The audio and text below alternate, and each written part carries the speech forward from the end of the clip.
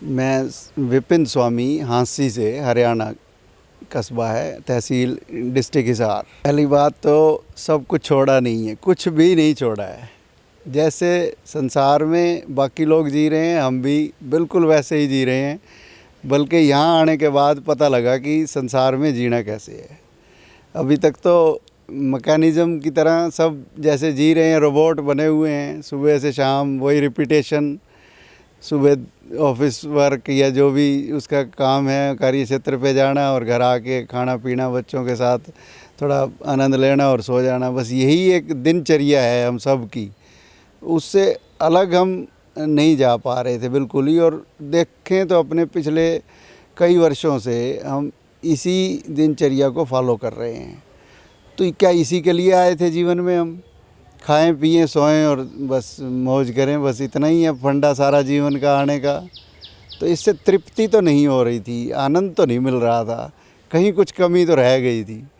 तो उस कमी की खोज ही जो है ना, हमें ईश्वर या परमात्मा कह लो या सदगुरु कोई माध्यम बनते हैं उसके लिए, तो वो हमें उसकी यात्रा करवाते हैं। ओशो ने कहा है कि मृत्यु भी उत्सव है, क्योंकि मृत्यु को कोई अंत नहीं कहा जीवन का, बल्कि महाजीवन की शुरुआत है, ऐसा ओशो ने कहा। तो ओशो ने मृत्यु को भी एक उत्सव बनाया।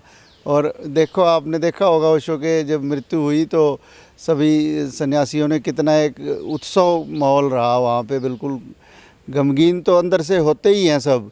लेकिन ओशो ने सिखाया था कि मृत्यु एक उत्सव है, क्योंकि पूर्णता है वो जीवन की। जब हमारा जीवन शिखर पर चला जाता है तो वो वहाँ पर जाकर हम पूर्ण हो जाते हैं, उसमें हमारी कोई वासना, कोई कल्पना या कामना शेष नहीं रहती। तो जब हम पूर्णतः संतुष्टि से जीवन को जी कर जाते हैं तो जीवन एक उत्सव ही हो जाता है, जीवन भी और मृत्यु भी। अगले महाजीवन की यात्रा पर हम निकलते हैं उससे। मैं अपूर्वा हूँ, नवा शहर से। बेसिकली तो मेरी फैमिली इससे 2002 में जुड़ी थी, मेरे जन्म होने से पहले। तो जैसे जैसे मैं अपनी फैमिली को देखती गई, अपने पेरेंट्स में जो भी चेंजेस देखती गई, उस चीज़ ने मेरे को प्रभावित किया कि मैं यहाँ पर आऊँ।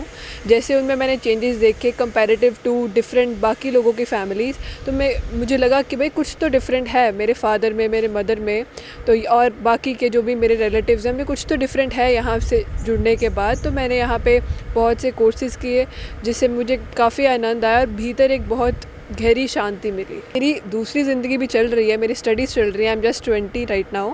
तो जो मेरी बाकी की परीक्षाएं हैं वो चलती रहती हैं साथ में, बट उस परीक्षा को अचीव करने के लिए आपका यहाँ पे आना, हर एक चीज़ को, हर एक स्टेप को फ़ील करना कि भाई अगर मैं कुछ कर रही हूँ उस चीज़ को पूरे इमोशन के साथ फ़ील करके आप उसको ईज़िली और आराम से अचीव कर सकते। आपका जो भी बाहरी दुनिया का स्ट्रेस है वो एक स्ट्रेस रिलीवर का काम करता है ओशो द्वारा। मैं पूजा यादव, मैं बिहार से हूँ और अभी मेरा 1 ईयर्स कंप्लीट हो गई है। मैं रिसेप्शन पे हूँ, गुरु की सेवा में लगी हूँ और मुझे यहाँ काफ़ी अच्छा लग रहा है, बहुत आनंद आता है। आनंद के साथ यहाँ काम करते हैं, बिल्कुल भी हरासमेंट नहीं महसूस होती है। मतलब यहाँ पे हमेशा साधकों की प्रेम आशीर्वाद मिलते रहता है, मुझे बहुत अच्छा लगता है। और खुशी की बात तो ये है कि यहाँ पे हमें सेवा के साथ साथ बाबा के सानिध्य में मुझे बैठने का मौका मिलती है। हमेशा मुझे बहुत अच्छा लगता है, हर पल मुझे यहाँ पे जितनी बोल उतना कम। ये आश्रम ही नहीं, लेकिन ये बोला जाए तो ये स्वर्ग से भी बढ़कर है। यहाँ पे हर एक जितने भी जीव जंतु हैं सभी बहुत लकी हैं जो हमारे गुरु के चरणों में हैं। मुझे बहुत अच्छा लगता है। थैंक यू सो मच जी। हमारा नाम स्वामी दिव्यानंद है और हम यहाँ विगत 3 वर्षों से जुड़े हुए हैं। जिस समय हमको एक जीवित सदगुरु की तलाश थी, हम इस स्पिरिचुअल जर्नी के लिए और जब हमारा झुकाव हुआ तो हमको लगा कि हमको एक ऐसे समर्थ गुरु की ज़रूरत है जिनसे हम इंटरेक्ट भी कर सकें, उनका सानिध्य ज़्यादा से ज़्यादा प्राप्त हो और जिनसे हम ज़्यादा से ज़्यादा उनके सानिध्य में रहते हुए उनके साथ साधना का अवसर मिल सके, उनके साथ यात्राओं का और ज़्यादा से ज़्यादा उनसे जुड़ने का मौका मिल सके, ज़्यादा से ज़्यादा उनके चरणों में बैठने का अवसर मिले, जो कि हमें यहाँ उपलब्ध होता है। जैसे आजकल के युग में और दैनिक दिनचर्या हम सभी की देखते हैं, हम पाते हैं कि इस नश्वर जगत में कोई भी चीज़ स्थिर यहाँ नहीं है। तो बहुत सारी चीज़ें ऐसी हैं, जब हम संतों को सुनते हैं और उनके बातों पे विचार करते हैं तो हमको लगता है कि निश्चित कुछ ऐसी चीज़ें हैं जो संत जनों को प्राप्त हो चुकी है और उस दिशा की ओर हमें भी अग्रसर होना चाहिए। मेरा नाम साक्षी है और मैं एक असिस्टेंट प्रोफेसर हूँ और मैं पंजाब से हूँ। आजकल की ज़िंदगी मॉडर्न है और इतनी भागा दौड़ है, बट फिर भी सब लोगों के सबके पास सब कुछ है, बट एक एम्प्टीनेस है जो सबको एक अंदर फील होती है। और आश्रम में आकर ऐसा महसूस होता है कि जैसे तन मन से हमें पूर्ण महसूस होता है।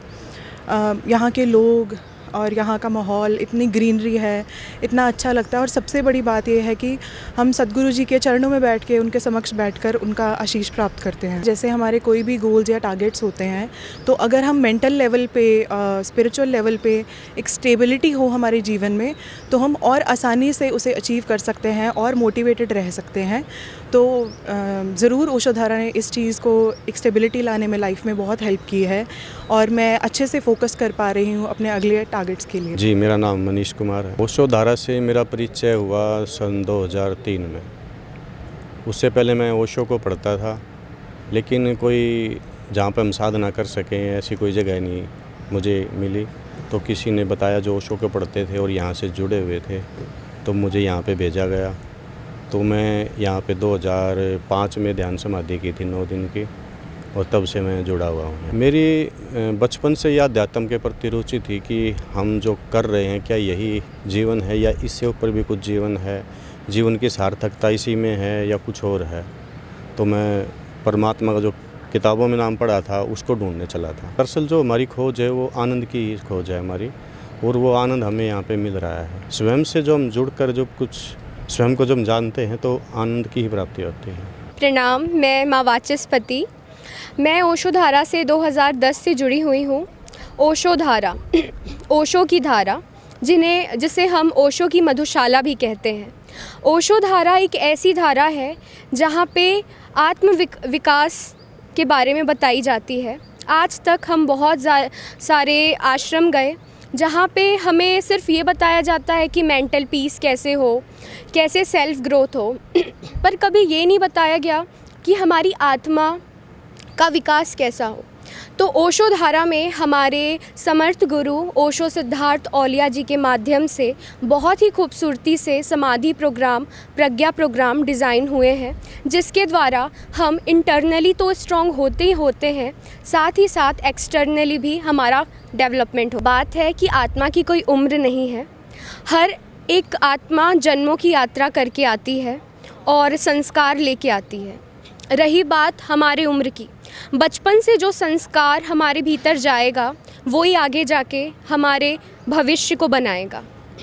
तो हमारे समर्थ गुरु के संस्कार इतने अच्छे हैं कि लोग सोचते हैं कि समाधि वैराग्य लाता है पर मैं बताऊं तो समाधि हमको वो शक्ति देता है कि हम अपने एक्सटर्नल लाइफ में, अपने करियर में भी उतने ही ग्रोथ आगे जाते हैं। तो समाधि अल्टीमेट लेवल की चीज़ है जो अंदर से विकास तो करती ही है, पर 100 गुने तेज़ी से बाहर का विकास करती है। ओशोधारा की खासियत ये है कि सारे जितने भी आश्रम हैं वो एक पर्टिकुलर धर्म को लेके चलते हैं, बट ओशोधारा सारे धर्मों का एक निचोड़ है, जिसमें सूफ़ी बाबा के बारे में भी बताया गया है। उनकी भी शक्ति हमें मिलती है, गुरु नानक जी की वाणी मिलती है, ओशो के ध्यान सूत्र मिलते हैं, और हमारे समर्थ गुरु ओशो सिद्धार्थ औलिया जी के कृपा से हमें सारे धर्मों के बारे में, सारे धर्मों के राज, सारे धर्मों का निचोड़ हमें मिलता है।